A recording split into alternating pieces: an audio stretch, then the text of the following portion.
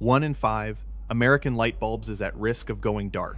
Because Canada, the largest uranium supplier to the United States, has just suspended new nuclear fuel export orders to American power plants under what it calls a resource security audit. And here is the part Washington should be losing sleep over. Roughly 20% of United States electricity is tied to nuclear power that relies heavily on Canadian uranium. This is not a routine paperwork delay. This is a strategic warning shot in an unfolding economic war. Donald Trump threatened a 25% tariff on Canadian minerals, an aggressive squeeze designed to force Canada to sell its resources cheaper to the United States. Canada's response was simple, cold, and devastating. It reached for the one clean input that keeps the American grid stable, and it locked the valve. Pennsylvania and Illinois, two nuclear-heavy states, are now staring at stockpiles measured in months, not years. If those refueling timelines slip, this is not a price increase story. This is blackout math. And Canada's message is not subtle. Mark Carney's line is brutal. Canada will not fuel countries that treat Canada like an enemy. So, ask yourself the question no one in Washington wants on the evening news. Why did the United States choose a tariff threat that could backfire into an energy crisis while Canada is quietly lining up France and China as replacement buyers? To understand why this matters, you have to treat uranium like what it really is. Not a commodity you can swap overnight, but a timed supply chain that runs on rigid schedules, regulatory constraints, and unforgiving physics. Nuclear plants do not top up fuel like a gas station. They operate on refueling cycles planned far in advance, with fuel assemblies fabricated to precise specifications. That means the real bottleneck is not just mined uranium. It is the entire sequence: mining, conversion, enrichment, fabrication, delivery, licensing, and outage coordination. If any link breaks, the plant cannot simply improvise. It either refuels on time, or it throttles down, or it goes offline. That is why a few months of inventory is not comforting. In a just-in-time supply model, months can be a blink. Utilities minimize idle inventory because carrying costs are real: storage, financing, compliance, and contractual penalties. The marginal cost of holding extra nuclear fuel is not small when it ties up capital and forces additional regulatory paperwork. So, the system is optimized for efficiency until politics injects chaos. Now apply the headline math. Roughly 20% of United States electricity comes from nuclear generation. That is 1 in 5 light bulbs, 1 in 5 factory machines, 1 in 5 data center racks, 1 in 5 hospital backup assumptions. When you put that much load-bearing power behind a supply chain that depends on Canadian inputs, you have created a single-point vulnerability. And that vulnerability is not evenly distributed. States with major nuclear fleets like Pennsylvania and Illinois feel the risk first. Not because their engineers are incompetent, but because refueling windows are calendar-locked. Miss a delivery window, and you do not just catch up next week. You can lose an entire operating cycle, triggering cascading price spikes as the grid scrambles to replace clean baseload power with whatever can ramp off in natural gas, and in worst cases, coal. That is the grim economic logic. When clean baseload gets squeezed, the substitution is expensive, volatile, and often dirtier. Your power bill rises. Your grid stability falls. Your political temperature explodes. So when Canada pauses new orders under a security audit, this is not paperwork. It is a lever on the United States energy backbone, and it turns a tariff threat into a potential crisis. Here is the brutal irony. Trump's tariff threat was supposed to make Canada blink. Instead, it exposed how the United States has been running its clean energy system on a foreign choke point, and now American consumers are the ones paying the fear premium. Because the first thing that happens in an energy supply shock is not a blackout. The first thing that happens is pricing panic. Utilities start bidding against each other for replacement fuel contracts, alternative sources, and backup generation. Traders front-run the risk. Grid operators begin contingency planning. And the market does what it always does when uncertainty hits. It adds a surcharge to everything. That means households in states like Pennsylvania and Illinois do not need to lose power to feel the impact. They feel it in rising rates, emergency procurement costs, and temporary adjustments that mysteriously become permanent. Manufacturers feel it even faster because energy is not a line item for them. It is the floor their entire cost structure stands on. Think about the industries that cannot afford unstable electricity. Advanced manufacturing in the Midwest, steel and chemicals, pharmaceuticals, food processing, data centers, and hospitals. If baseload power is threatened, these sectors either pay more or cut output, and when output falls, layoffs follow. That is how a tariff headline becomes a kitchen table emergency. Now add the political geography.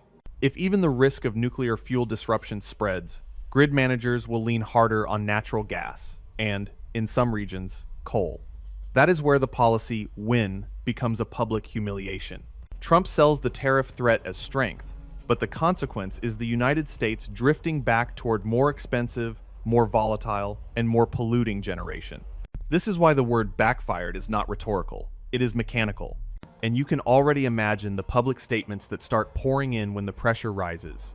A nuclear industry association warns, fuel supply stability is essential to maintaining reliable baseload electricity. Trade actions that disrupt North American resource flows introduce unacceptable operational risk. A manufacturing coalition in Illinois says, our members cannot plan production schedules around political uncertainty.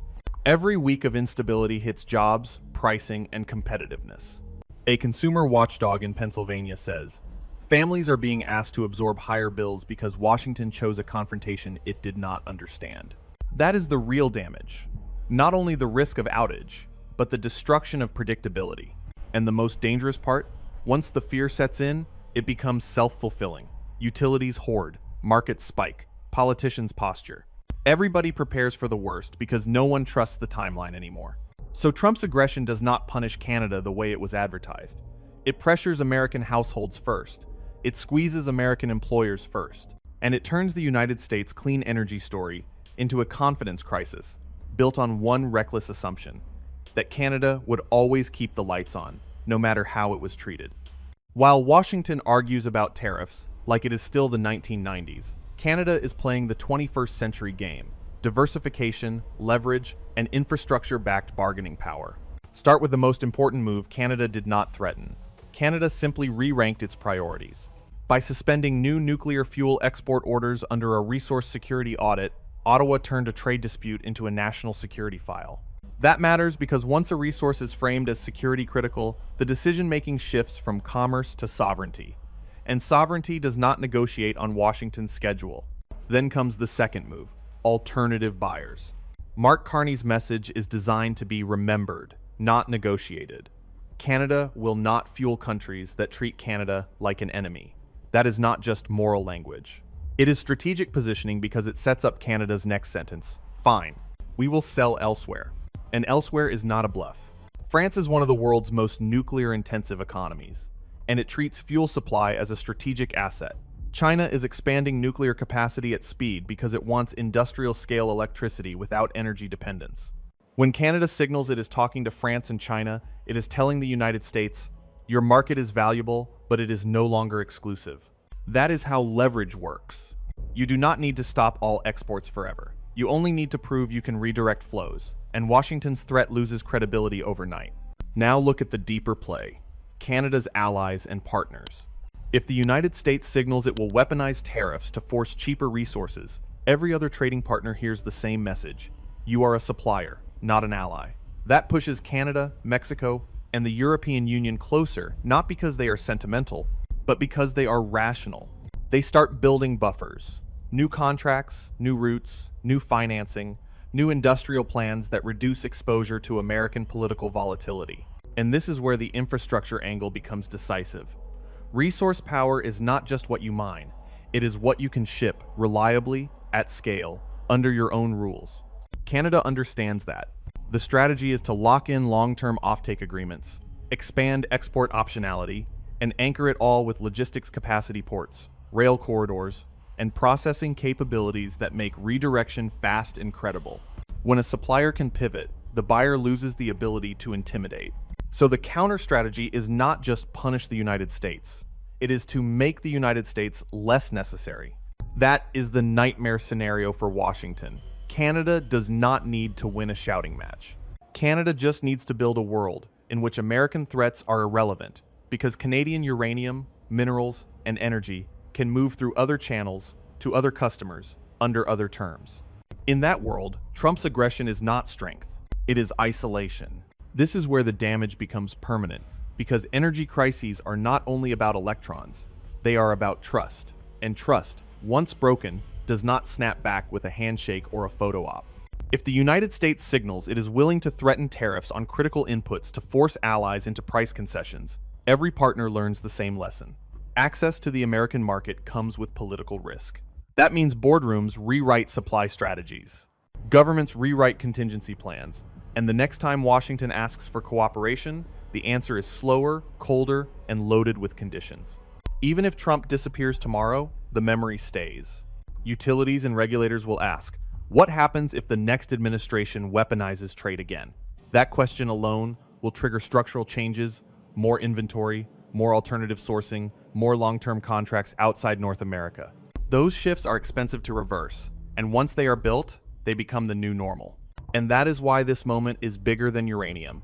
It is a warning that the United States can no longer assume automatic priority access to allied resources. Canada's suspension, whether temporary or prolonged, signals a new doctrine.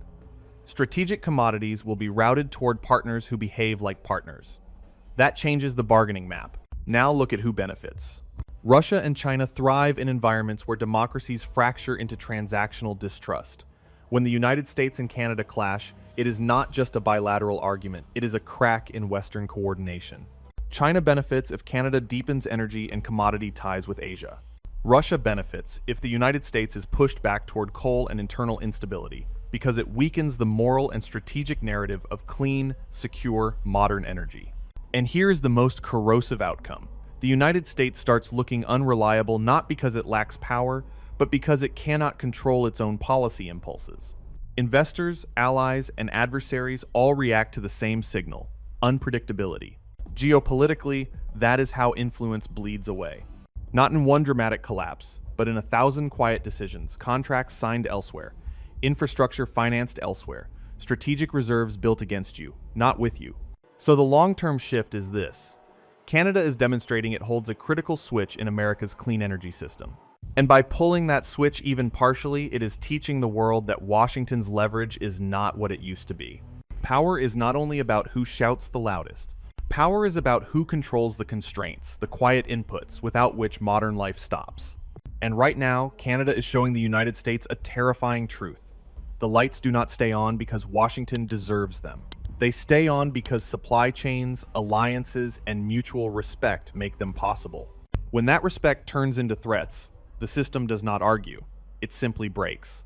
Trump's aggression was sold as dominance, but the outcome looks more like betrayal of American consumers, American industry, and America's own clean energy security. Canada did not need to invade anything. It just needed to pause a flow, and suddenly the United States is staring at the cost of treating an ally like a discount supplier. So here's the question I want you to fight about in the comments. If Canada can lock the valve on uranium today, what other critical resource could be next? And are Americans prepared for what an economic war really feels like when the backfire hits your own home first?